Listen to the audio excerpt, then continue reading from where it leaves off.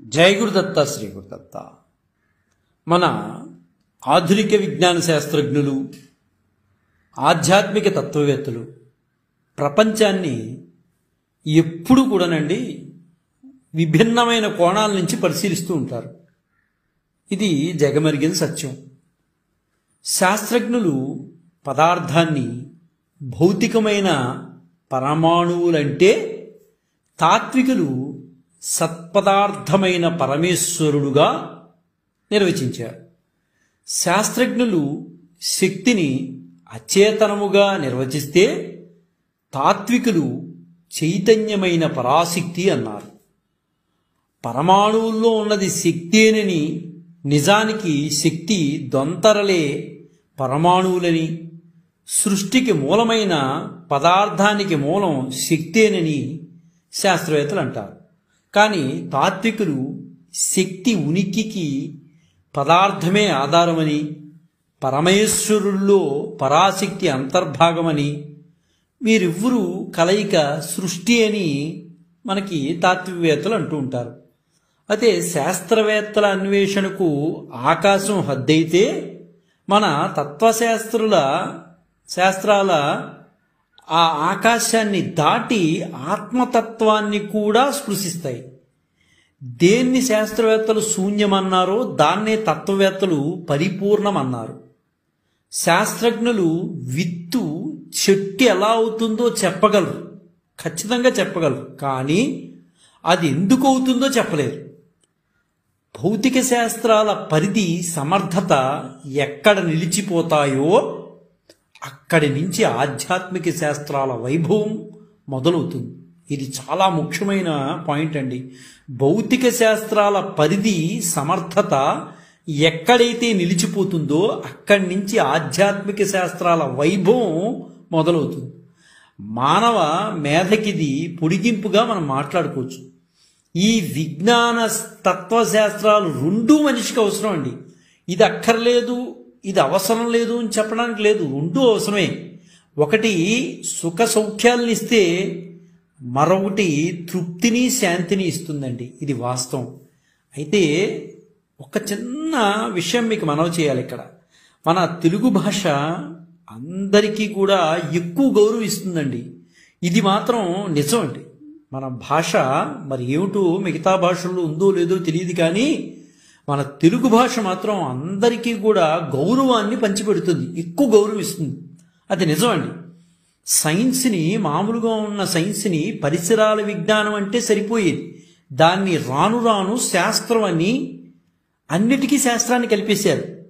Mathematics అని ఇంగ్లీష్లో అంటే తెలుగులో గణిత శాస్త్రము అన్నాం. ఫిజిక్స్ అని ఇంగ్లీష్లో అంటే దాన్ని తెలుగులో భౌతిక శాస్త్రము అన్నాం. కెమిస్ట్రీ అని ఇంగ్లీష్లో అంటే దాన్ని తెలుగులో రసాయనిక శాస్త్రము అన్నాం. ఇలా శాస్త్రాన్ని కలపడం వలన మన సంప్రదాయంలో చెప్పిన శాస్త్రాలతో అనవసరమైన చర్చలు మొదలయ్యాయండి. నిజంగా చెప్పాలంటే, అంటే తెలుగు భాష కొంత గౌరవాన్ని ఏర్పాటు చేయడం వలన ఆ సబ్జెక్టుకి గౌరవాన్ని ఏర్పాటు చేసింది. అలా గౌరవాన్ని ఏర్పాటు చేయడం వలన గౌరవంగా ఉంచక అనవసరమైన చర్చలకు దారితీసి సమయాన్ని వృధా చూస్తుంది. నిజానికి చెప్పాలంటే అలా అనవసరమైన చర్చలు పెట్టి చూసేవారికి, వినేవారికి, మాట్లాడేవారికి కాలం కూడా వృధా అవుతుందండి. నేటి సమాజంలో మనం చూస్తున్నాం, ఇది శాస్త్రమా, ఇది అవునా, ఇది కాదా, ఎందుకు ఇవన్నీ ఉపయోగం లేని మాట్లాడండి. మన తెలుగు భాష చాలా గౌరవంగా మాట్లాడే భాష అది. అందువలన ప్రతి సబ్జెక్టుకి కూడా శాస్త్రము, ఖగోళ శాస్త్రము, రసాయనిక శాస్త్రము, ఇలా శాస్త్రాన్ని తత్వశాస్త్రము, ఫిలాసఫీ అని మన ఇంగ్లీష్లో అంటే తెలుగులో తత్వశాస్త్రము అని పెట్టాం. శాస్త్రం అని గౌరవంగా మాట్లాడుకుంటున్నాం. అసలైన సంప్రదాయం ఎరిగినటువంటి శాస్త్రాలు వేరు. ఇక్కడ అక్కడే క్లాష్ వస్తుందండి. ఆ శాస్త్రం ఏంటి, నా శాస్త్రం గొప్ప, నీ శాస్త్రం తక్కువ, ఈ మాటలు అనవసరమైన వ్యర్థ పేలపాలు అంటారు. ఇది ఈ వ్యర్థమైన మాటలు మాట్లాడకూడదండి. మానవ మనస్సు వేరే, మానవ జీవితం వేరే. మానవ మనస్సు చుట్టుపక్కల సమాజం నుంచి, మరి చుట్టుపక్కల వాతావరణం నుంచి ఉద్భవిస్తుందండి. అంతేకాక అది భౌతిక శరీరానికి చెందిన జ్ఞానేంద్రియాల చట్రంలో కూడా అధికంగా తిరుగుతూ ఉంటుంది. అంటే మనం ఏది ఎక్కువ చూస్తామో, మనం ఏది ఎక్కువగా వింటామో, మనం ఏది ఎక్కువగా రుచి చూస్తామో వాటి చుట్టే మన మనసు ఎక్కువగా పరిభ్రమిస్తూ ఉంటుంది. ఇది వాస్తవం అండి. మానవ జీవితం మట్టుకు గత జన్మల కర్మ మూలాల్లోంచి ఉద్భవిస్తుంది. ప్రస్తుతం వర్తమాన జీవితం గత జన్మల తర్వాతి పుటే కదా. అంతకు మునుపున్న పుటలు అర్థం కాకపోతే వర్తమాన పుట ఇప్పుడు అర్థం కాదు కదండి. అంతకు ఉన్న పేజీలు చదవకపోతే మధ్యలో ఉన్న పేజీ ఏం అర్థమవుతుంది? ఇప్పుడు వర్తమానంలో ఉన్న పేజీ మనకు అర్థం కావాలి అంటే అంతకు మునుపు ఉన్నటువంటి జన్మల యొక్క సంస్కారం మనకు తెలిసి ఉండాలి. అప్పుడే మన జన్మ సాఫల్యం అవుతుంది. మానవ ఆత్మవత్ జీవితాన్ని అర్థం చేసుకుంటేనే మానవ మనస్సు మీద ఆధిపత్యం లభిస్తుంది. ప్రతి మానవ జీవితం కూడా ఉపరితల లోకాల్లో ఉన్న ఆత్మతలాల్లో ఉన్న మూలాత్మ యొక్క మరొక విహారయాత్రగా, మరొక విజ్ఞాన యాత్రగా అర్థం చేసుకున్నప్పుడే మనస్సు యొక్క తీవ్రతర ప్రభావం నుంచి మనం క్షేమంగా, సురక్షితంగా బయటపడగలుగుతాం. వాస్తవానికి ఇహలోకంలో తాత్కాలికంగా జీవిస్తున్న ఆత్మలోక వాసులమే మనము అని ఖచ్చితంగా మనం చెప్పుకోవచ్చు.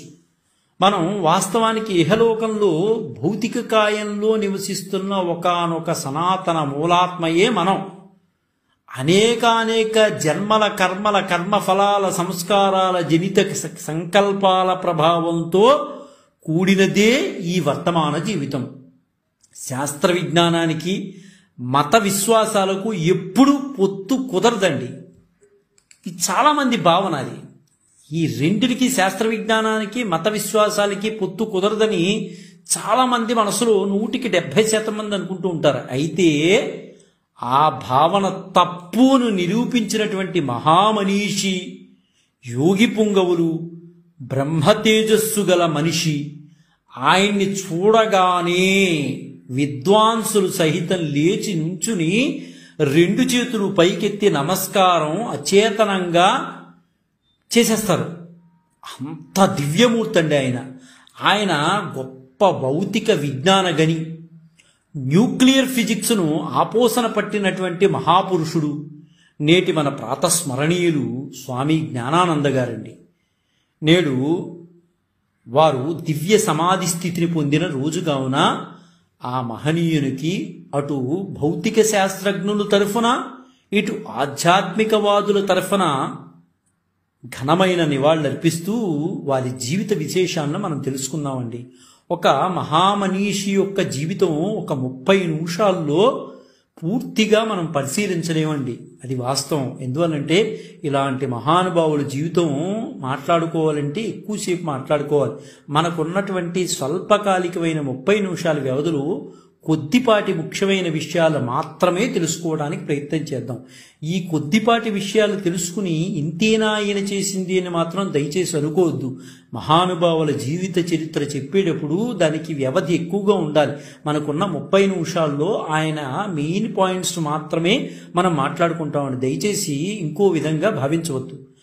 స్వామి జ్ఞానానంద ఒకవైపు యోగాభ్యాసం కొనసాగిస్తూ ధ్యాన నిమగ్నుడై సమాధి స్థితికి చేరుకుని విదేశాల్లో భౌతిక శాస్త్రంలో రేడియో ధార్మికతపై విశేషమైన పరిశోధన చేసి వివిధ పదవులు నిర్వహించి కర్మయోగిగా విజ్ఞాన శాస్త్ర రంగంలో విశేష కృషి చేశారు.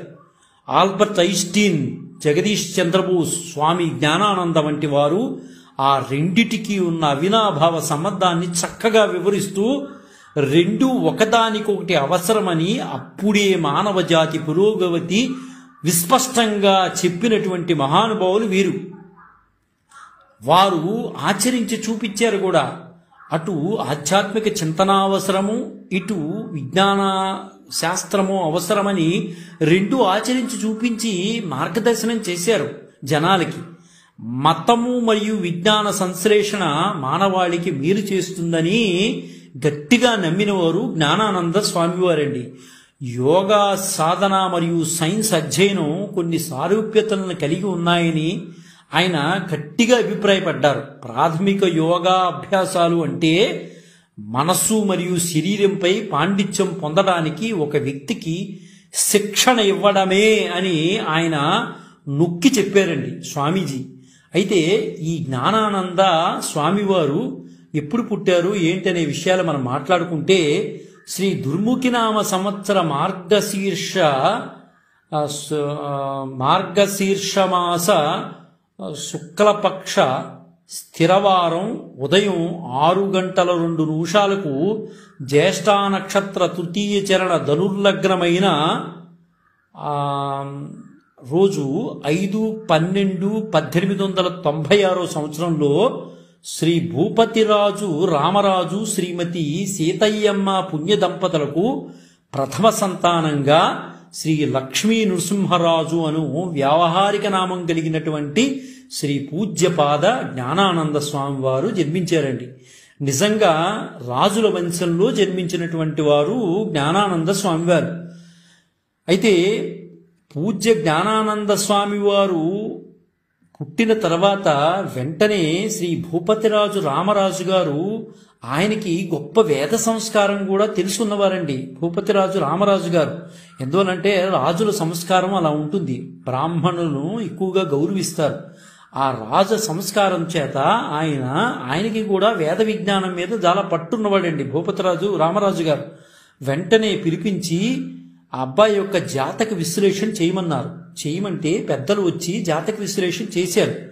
ఆయన పుట్టడం బుధాదిత్య యోగంలో పుట్టాడండి. మహానుభావుడు జ్ఞానానంద స్వామి వారు బుధాదిత్య యోగంలో పుట్టారు. అయితే ఆయన పుట్టిన జాతకంలో కొన్ని దోషాలు కూడా ఉన్నాయి. 11 వర్ష ప్రాయమునకే వైరాగ్యం వస్తుంది అని జాతకంలో ఉంది. ఆయన కఠినంగా తపస్సంపన్నులుగా ఉంటారని, అదేవిధంగా పరివ్రాజక సన్యాస యోగమును అనుభవిస్తారని, రాజయోగాలను అనుభవిస్తారని, మహారాజయోగాన్ని పొందుతారని, అదేవిధంగా జనాకర్షణ కలిగినటువంటి వ్యక్తిగా యశస్విగా ఉంటారని చెప్పడం జరిగింది అప్పుడు ఉన్న పెద్దలు. అదేవిధంగా 4వ ఏటనే మాతృవియోగం కలుగుతుందని, ఈ అబ్బాయికి సుందర రూపంగా ఉంటాడని, జలగండాలు ఉంటాయని, అయితే కలత్ర భావంలో కుజుడు ఉండడం వలన కొంచెం కలత్ర భావం ఇబ్బందిగా ఉంటుంది, సంతతి రాహిత్యమే ఉంటుంది అని ఖచ్చితంగా ఆ విద్వాంసులు తెలియజేస్తారు. అయితే ఈయన పుట్టి పెరిగిన తర్వాత అజాత శత్రువుగా ఉంటారని, వాహనయోగం ఉందని, విజ్ఞాన శాస్త్రపరంగా ముందుకు వెళతాడని, బ్రహ్మణశీలత ఉందని, అదేవిధంగా కందమూలాలు తిని బతుకుతాడని, దాన ధర్మాలు చేస్తాడని ఆయన చెప్పారు. ఇంకా రోగ విచారణకు వచ్చేప్పటికి ఈయనకి డయాబెటిక్ వస్తుందని, చిన్న వయసులో డయాబెటిక్ వస్తుందని జ్యోతిష్ శాస్త్రవేత్తలు చెప్పడం జరిగిందనమాట. మధుమేహము వ్యాధిగ్రస్తుడు అవుతారని చక్కగా ముందే చెప్పేశారు. అదేవిధంగా నేత్రదోషం కూడా ఉంటుందని విద్వాంసులు ముందుగా అన్ని విషయాలు చక్కగా భూపతిరాజు రామరాజు గారికి విశదపరిచారు. అయితే అవన్నీ విని చేయగలిగినటువంటి తప్పించుకోగలిగినటువంటి దోషాలకు సంస్కారాలు ఆయన చేయించారు. తప్పించలేని వాటిని ఎవ్వరూ తప్పించలేరు, అనుభవించి తీరాల్సిందే. అయితే భూపతిరాజు లక్ష్మీ నరసింహరాజు గారి తదనంతరం ఆయన స్వామి జ్ఞానానందగా మారారు. తండ్రి రామరాజు గారు మహావేద విజ్ఞానిగనండి. వేదాలు ఆయన చక్కగా కూర్చుని వినేవారు, అన్నీ తెలుసుకునేవారు. ప్రతి ఒక్కరిని పండితులను ఆశ్రయించి ప్రతి విషయాన్ని పరిశీలించేవారు. ఆయన నర్సాపురం టైలర్ హై స్కూల్లో ప్రాథమిక మాధ్యమిక ఉన్నత విద్యను చేర్పించారు మన జ్ఞానానంద స్వామి వారిని. అంటే ఆయన పేరు అప్పుడు లక్ష్మీ నరసింహరాజు గారు. ఆ లక్ష్మీ నరసింహరాజు గారిని ఆ స్కూల్లో చేర్పించారు. సరే, తణుకులో చదివే రోజుల్లో 1908వ సంవత్సరం అనుకుంటా బహుశా శ్రీ వాసుదేవానంద సరస్వతి స్వామివారు తణుకు రాగానే అక్కడ వాసుదేవానంద స్వామివారు వాసుదేవ మంత్రాన్ని ఉపదేశిస్తారు. ఆనాటి నుండి ఆధ్యాత్మిక చింతన పెంచుకున్నారు. వివాహం జరిగిన ఈయనకి రామకృష్ణ పరమహంసలాగానే దాంపత్య జీవితం గడిపారండి. తక్కువ మంది ఉంటారు ఇలాంటి పుణ్యమూర్తులు. తండ్రి లైబ్రరీలో ఉన్న అరుదైన వేదాంత గ్రంథాలన్నీ చదివి, దివ్యజ్ఞాన గ్రంథాలు, రామకృష్ణ వివేకానంద గ్రంథాలు పఠించి, బాలగంగాధర ఉపన్యాసాలతో ప్రేరితులై అజ్ఞానత్వంగా ఉన్న త్యాగ వైరాగ్యాలు బయటపడి 1917 డిసెంబర్ 21న ఆయన స్కూల్ ఫైనల్ పరీక్షా ఫలితాల్లో తప్పారండి. అయితే ఆ రోజు పాస్ అయిన వాళ్ళు ఒక 5-3 పాస్ అయ్యారు. అందులో ఈయన నెంబర్ లేదు. కనపడకపోతే వెంటనే విరక్తి చెంది ఇంట్లోంచి వెళ్ళిపోయాడు. అంటే అంతకు మునుపు ఒక స్నేహితుడితో అన్నారు, ఆయన పరీక్షలో గనక నేను ఫెయిల్ అయితే ఇంట్లోంచి వెళ్ళిపోతాను అని అన్నారు. ఆ వెళ్ళిపోతాం ఎక్కడికి వెళ్ళిపోతాను అంటే బేలూరు మఠానికి వెళ్ళిపోతాను అనుకున్నారు. అయితే ఇలా కనిపించకుండా వెళ్ళిపోయారు.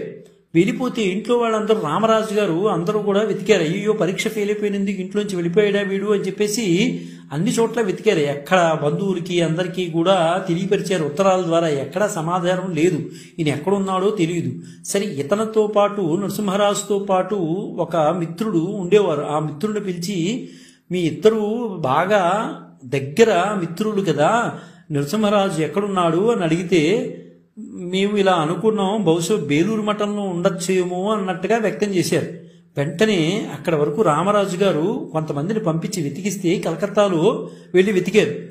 అక్కడ బేలూరు మఠం దగ్గర ఈయన కూర్చుని ఉన్నాడు. అడుగు మీద కూర్చుని ఉండగా వెంటనే వీళ్ళందరూ వెళ్ళి, ఏంటైనా పరీక్ష ఫెయిల్ అయిపోతే పారిపోవాలని ఉందా రూలు?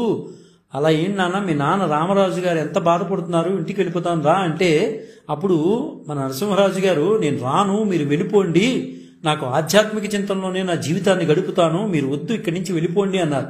సరే, అక్కడున్న స్వామీజీ వారు కూడా, వద్దు, ఈ అబ్బాయి ముఖంలో కానీ జాతకంలో కానీ నాకు తెలుసుండి ఆధ్యాత్మిక చింతన ఎక్కువగా కనిపిస్తోంది, ఈ అబ్బాయిని ఇక్కడ వదిలేసి వెళ్ళండి అంటే, కాదండి, భూపతిరాజు రామరాజు గారి అబ్బాయి అయిన నరసింహరాజు గారు, వీరు ఎక్కడో గొప్ప సంపన్నుల కుటుంబంలో పుట్టిన వ్యక్తి, ఎంతో మందికి 10 మందికి దానాలు చేసేటటువంటి వ్యక్తులు వీరు, ఇలా వెళ్ళిపోతే చాలా ప్రమాదం అండి, వీళ్ళ నాన్నగారు బెంగ పెట్టుకున్నారు, తీసుకువెళ్ళాలి అని. సరే, మొత్తం మీద స్వామీజీని ఒప్పించి తీసుకువెళ్తారు. కానీ వెళుతూ స్వామీజీ ఒకటి చెప్తారు, మీరు ఇప్పుడు నా దగ్గర నుంచి ఈ అబ్బాయిని తీసుకువెళ్ళవచ్చునేమో, కానీ ఈ అబ్బాయి జీవితంలో ఉన్నటువంటి వేదాంత ధోరణిని మీరు తీసుకువెళ్ళలేరు, ఆధ్యాత్మిక చింతనని మీరు తీసుకువెళ్ళలేరు అని చెప్తారు. సరే, అయితే ఆయన్ని తీసుకొచ్చేస్తారు. అయితే కొద్ది కాలం తర్వాత ఆయన నేపాల్లోని బుద్ధుడి జన్మస్థలం లుంబిని వెళ్ళిపోతాడు. ఆశ్రమాల్లో నివసించి అందుబాటులో ఉన్న ఆహారం తీసుకుంటూ అక్కడే ఉంటారన్నమాట. తర్వాత 10 ఏళ్ళు దేశ సంచారం, ఆ పెద్దల దర్శనాలతో జీవితాన్ని చదువుకున్నాడు అనుకోండి. ఆయన హిమాలయాలకు చేరి అక్కడ యోగాభ్యాసం చేస్తూ మరొక 10 ఏళ్ళు సార్థక జీవితం సాగించారు. వేదాధ్యయన నియమాన్ని మాత్రం విడవలేదండి. ఎక్కడున్నా సరే వేదాధ్యయన నియమాన్ని మాత్రం విడవకుండా చేసుకుంటూ వెళ్ళాడు. పైగా అన్ని వేదోపనిషత్తుల సారాన్ని అవగాహన చేసుకున్నాడు. ఎందువల్లంటే సహజంగా భూపతిరాజు రామరాజు గారికి వేదోపనిషత్తులన్నీ కంఠోపాఠంగా వచ్చేవండి. అంటే పెద్దల నుంచి తెలుసుకున్నాడు ఆయన. కాబట్టి ఆ సంస్కారాలు పిల్లవాడు నరసింహరాజులో కూడా వచ్చినాయి. కాబట్టి ఈయనలో కూడా సంస్కారాలు ఉన్నాయి. మానసికంగా ఆయన ఈ వేదోపనిషత్తులన్నీ చదివి జ్ఞానానంద స్వామి వారు మానసిక వికాసాన్ని పొందారండి. ఢిల్లీ, హరిద్వార్ మీదుగా ఋషికేశ్ చేరి స్వర్గాశ్రమంలో సాధన చేశారు. అదే ఫలితంగా శ్రీకృష్ణ పరమాత్మ సాక్షాత్కారం పొందేవారైన నిజంగా అంటూ ఉంటారు పెద్దలు అందరూ కూడా, ఈయన శ్రీకృష్ణ పరమాత్మ యొక్క సాక్షాత్కారం పొందాడు రా బాబు, అందుకనే అలా ఉంటాడు ఆయన అని అంటారు అందరూ. ఆయన తీవ్ర యోగా సాధన చేసి యోగిరాజ్ అని సంబోధించేవారండి. ఈయనందరినీ కూడా ఉత్తరాది వాళ్ళందరూ కూడా యోగిరాజ్ అనేవారు. తర్వాత అబూ పర్వతం చేరి గురు శిఖరంపై ఉన్న దత్తాత్రేయ స్వామి గుహలో 6 నెలలు పశ్చిమోత్తాన ఆసనంలో సాధన చేశారండి. ఎవరైనా సరే గురు దత్తాత్రేయ స్వామిని పట్టుకుంటే ఇంక తిరుగు లేదు అంటానికి ఈయన జీవితం, జ్ఞానానంద గారి జీవితం ఒక ఉదాహరణగా మనం మాట్లాడుకోవచ్చు. ఎందుకో మరి 6 నెలలు పశ్చిమోత్తాన ఆసనంలో కూర్చుని ఆయన ఎప్పుడైతే చేశారో, సాధన చేశారో, జీవితంలో ఒక మైలురాయిగా మారిపోయింది అక్కడి నుంచి. అదేవిధంగా నీలకంఠ మహాదేవులు హఠయోగ ప్రక్రియలు సాధించి అదే సమాధి యోగాన్ని పొందినటువంటి క్రియలు కూడా ఆయన నేర్చుకున్నారు. జలస్తంభన విద్యలు నేర్చుకున్నారు. శ్రీకృష్ణ దర్శన భాగ్యం పొందారు. ఋషికేశులో శరశ్చంద్ర అనే సిద్ధ పురుషుడు ఆయన 25వ ఏట ఉపదేశం చేసి, నువ్వు ఇక నుంచి స్వామి జ్ఞానానంద అనే దీక్షానామాన్ని ఆయన ఇచ్చారు. శరశ్చంద్ర అనే ఋషికేశులో ఒక దివ్య పురుషుడు, ఇక నుంచి నీ పేరు నరసింహరాజు కాదు, స్వామి జ్ఞానానంద, నేటి నుంచి నువ్వు ఈ పేరుతో, అంటే ఇది 2వ జన్మ నీది, ఇప్పుడు ఇది 3వ జన్మ, నువ్వు ఉపనయనం అయింది, నీకు ఇది 3వ జన్మ కింద లెక్క, నీకు నువ్వు పుట్టావు, ఉపనయనం అయ్యింది, తర్వాత నీకు ఈ పేరు నేను ఇప్పుడు పెడుతున్నాను. శరశ్చంద్ర గారు అన్న మాటలు అన్నమాట. 25వ ఏట స్వామి జ్ఞానానంద దీక్షానామాన్ని ఇచ్చారు. గురువుల అనుమతితో బారాముల్లా వెళ్ళి సంత్ సింగ్ గుహలో 4 నెలలు ప్రాణాయామ ఆసన ధ్యానాలు నేర్చుకున్నారు. శ్రీనగర్ కాళీమాత పర్వతంపై గుహల్లో కొంతకాలం తపస్సు చేశారు. జాడీపురా యాపిల్ తోటలో కుటీరంలో ధ్యాన నిమగ్నుడే నిర్వికల్ప సమాధిలో కలిపాడు ఈయన. కైలాస మానస సరోవర యాత్ర చేసి అక్కడ కూడా తపం ఆచరించారు. ఆ మానస సరోవరం వెళ్ళేటప్పుడు చాలా అవస్థలు పడ్డారు. నిజానికి చెప్పాలంటే ఒకానొక దశలో చనిపోయేటటువంటి పరిస్థితుల్లో కూడా వెళ్ళిపోయారు ఆ మానస సరోవర యాత్రలో. అయినా భగవంతుడు అనుగ్రహం ఉంది కాబట్టి స్వామివారు బయటపడ్డారు. యోగ సాధన అనుభూతులను స్వామి జ్ఞానానంద 30 పూర్ణ సూత్రాలుగా రాశారు. అది చాలా బాగుంటుందండి ఆ పుస్తకం. యోగాలో బేసిక్స్ నేర్చుకుంటే మనస్సు మెదడు శరీరాలపై పూర్తి స్వాధీనం కలుగుతుందని సోదాహరణంగా ఆయన ఎప్పుడూ చెప్పేవారు, ఉపన్యసించేవారు. స్వామీజీ చాలా గొప్ప వక్త అండి. ఆయన చాలా అద్భుతంగా మాట్లాడేవారు. ఆయన మాట్లాడుతుంటే వినాలి అని అనిపించేది. స్వామి జ్ఞానానంద అని శరశ్చంద్ర గారు ఎలా అయితే పేరు పెట్టారో తెలియదు, కానీ ఆయన మాట్లాడుతుంటే నిజంగా మన యొక్క జ్ఞానం వికసిస్తుందండి. అంతవరకు అజ్ఞానంలో ఉన్నటువంటి మన జ్ఞానాన్ని పెంపొందిస్తారు స్వామీజీ వారు. అంత అద్భుతంగా మాట్లాడతారట. 1920లో మత ప్రసంగాలు ఇవ్వటం ప్రారంభించారు. అప్పటి వరకు ఆయన మత ప్రసంగాల విషయంలో వెళ్ళేవారు కాదు. 1920 నుంచి మత ప్రసంగాలు ప్రారంభించారు. అనేక భక్తి కవితలు రాశారు. పూర్ణ శాస్త్రాలు ఆయన ప్రధాన సంకలనం. ఇక దృష్టి భౌతిక విషయాలపై ఉంచి 1930 ప్రారంభంలో జర్మనీ వెళ్ళి గ్రాడ్యుయేషన్ చేశారు ఆయన. భౌతిక విషయాల పట్ల కూడా ఆయనకి ప్రేరణ ఎక్కువగానే ఉందండి. 1930లో జర్మనీ వెళ్ళి అక్కడ గ్రాడ్యుయేషన్ చేశారు. చార్లస్ విశ్వవిద్యాలయంలో ప్రొఫెసర్తో కలిసి 3 ఏళ్ల పాటు పనిచేయడానికి చెకోస్లోవేకియా వెళ్ళి ప్రేగ్ వెళ్ళారు. అక్కడ ఆ విశ్వవిద్యాలయంలోని ఆయన పరిశోధన, అదేవిధంగా స్పెక్ట్రోస్కోపీలు ఖచ్చితమైన పద్ధతులు అభివృద్ధికి దారితీసింది. ఆయన పరిశోధన స్పెక్ట్రోస్కోపీ విధానం చాలా అభివృద్ధి చేశారు ఆయన. 1936లో లివర్పూల్ విశ్వవిద్యాలయంలో న్యూక్లియర్ ఫిజిక్స్ విభాగంలో పనిచేయడానికి ఆయన అంగీకరించారు. ఇటువైపు ఆధ్యాత్మిక చింతన, అటువైపు భౌతికపరమైన విషయాలు, ఈ రెండిట్లో కూడా సమాన దృష్టితో ముందుకెళ్లారు. అంటే అన్ని యోగాలు నేర్చుకున్నటువంటి మహోన్నతుడు మన జ్ఞానానంద స్వామి వారండి. 1940-43 మధ్య బీటా రే స్పెక్ట్రోస్కోపీపై ఆయన చేసిన కృషి ద్వారా PhD సాధించారు. అయితే డాక్టర్ జ్ఞానానంద అయ్యారు. తర్వాత యుఎస్కి వెళ్ళి మిచిగాన్ విశ్వవిద్యాలయంలో అనేక రేడియో ధార్మిక ఐసోటోపులతో బీటా రే స్పెక్ట్రోస్కోపీపై తన పరిశోధనను కొనసాగించారు. 1939 నుండి రాస్తున్న హై వ్యాక్యూమ్పై తన పుస్తకం రాయడం పూర్తి చేశారు. భారత ప్రధాని నెహ్రూ గారు ఆహ్వానంపై భారతదేశం వచ్చారు. అప్పటి వరకు విదేశాల్లో ఉన్నారు. ఎక్కడో మారుమూల గ్రామంలో పుట్టినటువంటి స్వామివారు భారతదేశం రమ్మని మళ్ళీ ప్రధానమంత్రి ఆయన లెటర్ రాశారు.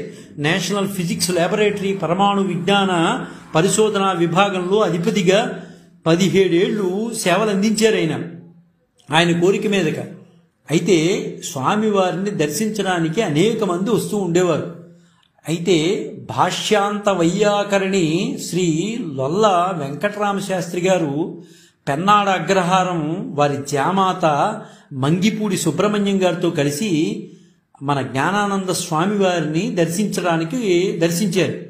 శాస్త్రవాదము చేయ ఉద్దేశంతో వాళ్ళు వెళ్ళారు. నిజానికి ఎవరో చేస్తున్నారట. ఒక రాజు జ్ఞానానంద స్వామి అయ్యాడట.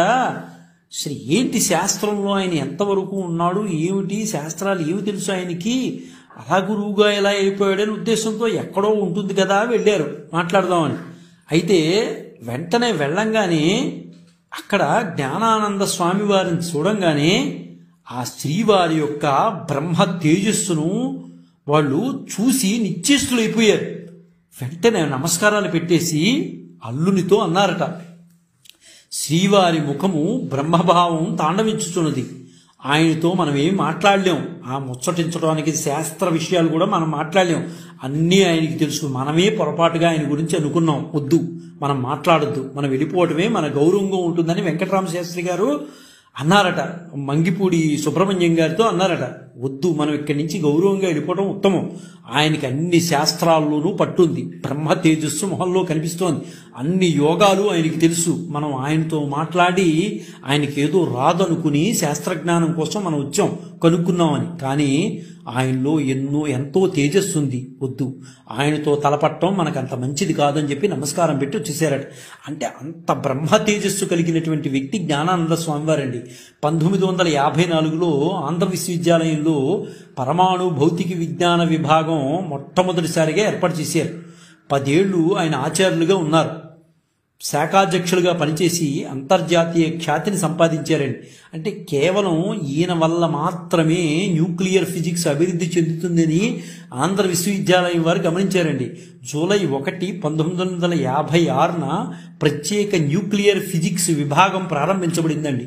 ఆ రోజు నుంచి స్వామివారు ఉంటేనే బాగుంటుందని కోరుకున్నారు. 1958 నాటికి డిపార్ట్మెంట్కి ఒక భవనం పూర్తయిందండి. ఆయన ప్రొఫెసర్ విభాగాధిపతిగా పదోన్నతి పొంది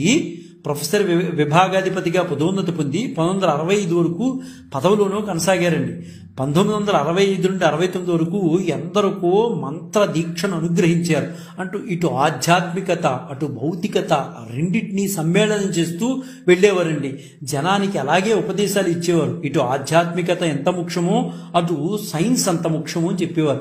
సైన్స్ ఎంత ముఖ్యమో ఇటు ఆధ్యాత్మికత అంత ముఖ్యమో అని దివ్య జ్ఞానం చేసేవారు. అదేవిధంగా స్వామి జ్ఞాపకార్థం పరమాణు భౌతిక శాస్త్రంలోని ప్రయోగాలకు స్వామి జ్ఞానానంద పరమాణు పరిశోధన ప్రయోగశాల అని నామకరణం చేశారు. ఇప్పటికీ కూడా ఆంధ్ర విశ్వవిద్యాలయంలో ఆ పేరు కనిపిస్తుంది. ఆ మహానుభావుని చిత్రపటం విగ్రహం మనకి దర్శనమిస్తాయి. జాగ్రత్తగా పరిశీలిస్తే న్యూక్లియర్ విభాగానికి వెళ్ళినట్లయితే, ఫిజిక్స్ న్యూక్లియర్ విభాగానికి వెళ్ళినట్లయితే అక్కడ మనకి దర్శనమిస్తాయి. ఆయన ఎవరు అంటే జ్ఞానానంద స్వామివారే. ఆయన జ్ఞానానంద స్వామి వారు రచించిన పూర్ణ సూత్రాలు తెలుగులోకి అనువదించబడ్డాయండి. చాలా అద్భుతంగా ఉంటాయి. పరమాణు భౌతిక విజ్ఞాన ప్రాథమిక పాఠాలు, ఫిలాసఫీ ఆఫ్ యోగా, రాజయోగ గ్లిమ్మెన్స్, అదేవిధంగా హై వ్యాక్యూమ్ మొదలైనవన్నీ కూడా ఆంగ్లంలో ముద్రించబడ్డాయి.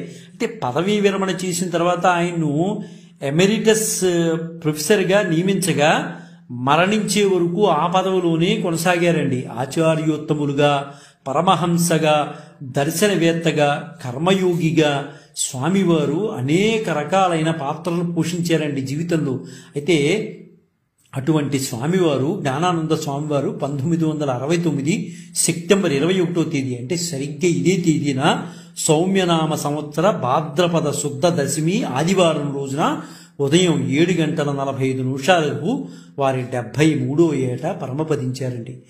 అంటే ఆయన భౌతికంగా మన మధ్య లేకపోయినా స్వామివారు వారిచ్చిన దివ్యోపదేశాలు మన చుట్టూనే తిరుగుతున్నాయి. అజ్ఞానంలో ఉన్నటువంటి మన వంటి వారిని జ్ఞానంలోకి మార్పు చేసినటువంటి దివ్యమూర్తి జ్ఞానానంద స్వామివారండి. ఎంతో చక్కటి ఉపదేశాలు ఇచ్చారు. ఆయన బుక్స్ చదువుతుంటే ఎంతో గొప్ప జ్ఞానం వచ్చినట్టుగా మనకి అనిపిస్తూ ఉంటుంది. ఆయన మాట్లాడితే ఇంకెంత జ్ఞానం వస్తుందో, కేవలం ఆయన రాసినటువంటి పుస్తకాలు చదువుతుంటేనే మనకి అంత జ్ఞానం పరిపూర్ణత వస్తుందంటే ఆయన మాటలు వింటే ఇంకెంతగా వస్తుందో. ఆధ్యాత్మిక గ్రంథాల్లోని తత్వసారం ఏం చెబుతోంది అంటే మన సంకుచిత మనస్తత్వాన్ని, పరిమితత్వాన్ని వీడాలి అని చెప్తోంది. ఇది ఆయన చెప్పేవారు అనమాట, ఎప్పుడు చెప్పేవారండి. ఇది ఆధ్యాత్మిక గ్రంథాలన్నీ ఇదే చెప్తున్నాయి. సంకుచిత మనస్తత్వాన్ని, పరిమిత తత్వాన్ని వీడాలి మీరు అని ఆయన ఎప్పుడు చెప్పేవారు. ఇవే ఆధ్యాత్మిక గ్రంథాలు చెప్పేవి, ఇంకేవి లేవు. ఈ 2 మాటలే ఉంటాయి. సంకుచిత తత్వం వీడాలి, పరిమిత తత్వం వీడాలి. ఈ 2 నేర్చుకుంటే చాలు అనేవారు ఆయన. అలాగే అవి ఉన్నంతకాలం, ఈ 2 ఉన్నంతకాలం ఆధ్యాత్మిక అనుభవాలు రావు అని నిష్కర్షగా చెప్పేవారు. స్వామివారు ఏం చెప్పినా చాలా నిష్కర్షగా చెప్పేవారండి. ఎవరికి భయపడేవారు కాదు, ఎవరో ఏదో అనుకుంటారని భయపడేవారు కాదు. చక్కగా చెప్పవలసిన విశ్లేషణ అంతా చక్కగా చెప్పేవారు. ఇంకా అర్థం చేసుకుంటారో చేసుకోరో వాళ్ళ ఇష్టం, అలా ఉండేవారు అనమాట స్వామివారు. ఋషుల్నే విమర్శిస్తే, మనకి దివ్య ఉపదేశాలు చేసే ఋషుల్నే విమర్శిస్తే వారు చెప్పే ప్రబోధాలు ఎలా అర్థం అవుతాయి మనకి? విమర్శ చేసుకుంటూ ముందు కూర్చోవడం కన్నా ముందు మనలో జ్ఞానాన్ని సంపాదించుకోవాలి అంటారు స్వామివారు. మనిషి తన మనస్సును విస్తరించుకుంటే ఋషులు చెప్పే మాటలు కొద్ది కొద్దిగా అర్థమయ్యి కొంచెమైనా ఆచరించగలుగుతాడు అని స్వామివారు, జ్ఞానానంద స్వామివారు చెప్పేవారు. కనిపించినంతసేపు విమర్శ చేసుకుంటూ జీవితాన్ని వేస్ట్ చేసుకోవద్దని చెప్పేవారు. ఆ చెప్పే మాటల్లో 100 మాటల్లో నీకు 2 మాటలు నచ్చితే ఆ 2 మాటలు కార్యాచరణలో పెట్టు అని స్వామివారు చెప్పేవారు. అయితే ఈ దౌర్భాగ్యం ఎలా తయారవుతుందంటేనండి, మన కులంలో వాడైతేనే పొగడాలి, ఇతర కులంలో వాడిని పొగడకూడదు. ఈ రిస్ట్రిక్షన్స్ ఈ మధ్య కాలంలో నేను చూస్తున్నానండి. ఎంత దౌర్భాగ్య లక్షణాల్లో వెళ్ళిపోతుందంటే, నువ్వు వేరే వాళ్ళ కులం వాడిని గొప్పగా పొగుడుతున్నావు, మన కులం వాడినే పొగడాలి, వేరే వాడిని పొగడటానికి వీల్లేదు. ఈ దౌర్భాగ్య లక్షణాలు ఏంటండి ఇవి ముందు పోవాలి. మన కులం వాడినే పొగుడుకోవాలా? పక్కవాడు జ్ఞాన సంపన్నుడు అవుతే పొగడకూడదా? వాడు కళా సంపన్నుడు అవుతే పొగడకూడదా? ఈ దౌర్భాగ్య లక్షణాలు ఏంటో ఎక్కడి నుంచి వస్తున్నాయో అర్థం కావట్లేదండి. అది ఉన్నంత వరకు ఎక్కడ వేసిన గొంగళి అక్కడిగానే ఉంటుంది. నీ కులంలో వాడే గొప్పవాడా? పక్కవాడిని పొగడటానికి వీల్లేదా? ఒక బ్రాహ్మణుడు ఆ మిగతా కులాల వాడిని పొగడటానికి వీల్లేదా? అసలు ఎక్కడికి పోతుందో నాకు అర్థం కావట్లేదండి. జ్ఞానము, కళ నీ ఒక్క కులానికే సొత్తు కాదు. నీ మనస్సు ఎప్పుడు ఎవరినో విమర్శలు చేద్దాం అనుకుంటే నువ్వు ఎప్పటికీ అలాగే ఉంటావు. ఎక్కడ ఎవరి దగ్గర జ్ఞానం ఉంటుందో, కళలు ఉంటాయో వారిని కీర్తిస్తాం. అది సహజ లక్షణం. తప్పి నా బ్రాహ్మణ కులంలోనే నేనే పొగుడుకోవాలి అనుకుంటే అది స్వార్థం. ఇతర కులాల్లో ఉన్నా, ఇతర మతాల్లో ఉన్నా, గొప్ప ఎక్కడు ఉన్నా పొగడాలి, అది కీర్తించాలి. అది సహజ లక్షణం, మనిషి యొక్క సహజ లక్షణం. నా కులంలో వాడిని, అగ్రకులం వాడిని చెయ్యాలి, మిగతా వాడిని తక్కువగా చూడాలి, ఈ బుద్ధి పోవాలండి ముందు. పక్కవాడిని పొగిడితే నువ్వు తట్టుకోలేవా? పక్కవాడిని పొగిడితే నువ్వు తట్టుకోలేని మనసు ఇంకెందుకు? నువ్వు ఇన్ని శాస్త్రాలు చదువుకున్నానని చెప్పడం ఇదేనా నీకు భగవంతుడు ఇచ్చిన వరం? అంత మాత్రం ఏదో దేశద్రోహం చేసినట్లుగా పక్కవాడిని పొగిడితే, అన్య కులాల వాళ్ళని పొగిడితే ఏదో దేశద్రోహం చేసినట్లుగా ఫీల్ అయిపోయే మహానుభావుల్ని చాలా మంది ఉన్నారండి. అయ్యా, దయచేసి మారండి, మీ సంకుచిత స్వభావం మార్చుకోండి. మన వేదాలు, శృతులు, స్మృతులు మన కులం వాడిని పొగిడి పక్కవాడిని తక్కువ చేయమని ఎక్కడ చెప్పలా. మీరు ఇలా ఉండటం వల్లనే ఈ రోజు పరిస్థితులు ఇలా ఉన్నాయి. మీరు మారండి, దయచేసి గ్రహించండి. మనం చదువుకున్న వారం, సంస్కారవంతంగా ప్రవర్తిద్దాం. చదువుకున్నవారం కాదు, చదువుకున్నవారం కాబట్టి సంస్కారయుతంగా ప్రవర్తించండి. మన కులం వాడినే పొగడాలి అనే రిస్ట్రిక్షన్స్ దయచేసి పెట్టద్దు. మనం విజ్ఞానం ఎంత ముఖ్యమో ఆధ్యాత్మిక భావాలు కూడా అంతే ముఖ్యం. ఆధ్యాత్మిక భావానికి కులంతో సంబంధం ఏంటి, మతంతో సంబంధం ఏంటి? మన కులం వాడినే పొగడటం, మన కులం వాడినే దండలేయటం, ఇవన్నీ తప్పుడు భావాలండి. అందుకనే విశాల దృక్పథం అలవాటు చేసుకోండి. విశాల దృక్పథం అలవాటైతే అన్నీ బాగుంటాయి. ఇంకా సంకుచిత తత్వంలో ఎన్నాళ్ళు కొట్టుకుంటారు? ఇది మార్పు రావాలి. మంత్రాక్షరాలు గొప్పవండి, చాలా గొప్పవి, కానీ అక్షర పరబ్రహ్మతత్వాన్ని చూపించలేవు. అందుకే అశక్తతను వ్యక్తం చేస్తూనే వేదద్రష్టులు తమ ప్రయత్నం తాము చేశారు. మనం కూడా జ్ఞానులమై నిత్య సత్య శోధన చేస్తూనే తత్వం అనుభవంలోనికి వస్తుంది. వేద సహితమైన పవిత్ర గ్రంథాల్లోని జ్ఞానాన్ని దీపస్తంభాలుగా చేసుకుంటే చీకట్లో సైతం లక్ష్యాన్ని చేరుకోగలుగుతాం, సంసార సాగరాన్ని దాటగలుగుతాం, పరబ్రహ్మంలో ఐక్యమై మోక్షాన్ని సాధించగలం. నిజంగా చెప్పాలంటే ముందు స్వార్థ చింతన వీడాలి. పక్కవాణ్ణి పొగిడితే తట్టుకోలేనటువంటి గుణాన్ని పక్కన పెట్టాలి. మన వేద విజ్ఞానం మనకేం చెప్తోంది, మన శృతి స్మృతి పురాణాలు ఏమి చెప్తున్నాయి, దాన్ని గమనించి ముందుకు వెళ్ళాలి. నువ్వు సంకుచిత తత్వంలో ఉంటే వేదం కూడా అదే చెప్పిందని నిర్ధారణ జరుగుతోంది. వేదం చెప్పిన మాటలు ఒకటి, నీ సంకుచిత తత్వం వల్ల అది అన్ని వేదానికి అన్వయిస్తున్నారు. ముందు మారండి దయచేసి. ఇలాంటి మనస్కులు ఎవరైతే ఉన్నారో, అన్య కులాల వాడిని కీర్తిస్తే నువ్వు తట్టుకోలేనటువంటి నీ మనసు, నువ్వు ఒక మనిషివేనా నిజంగా?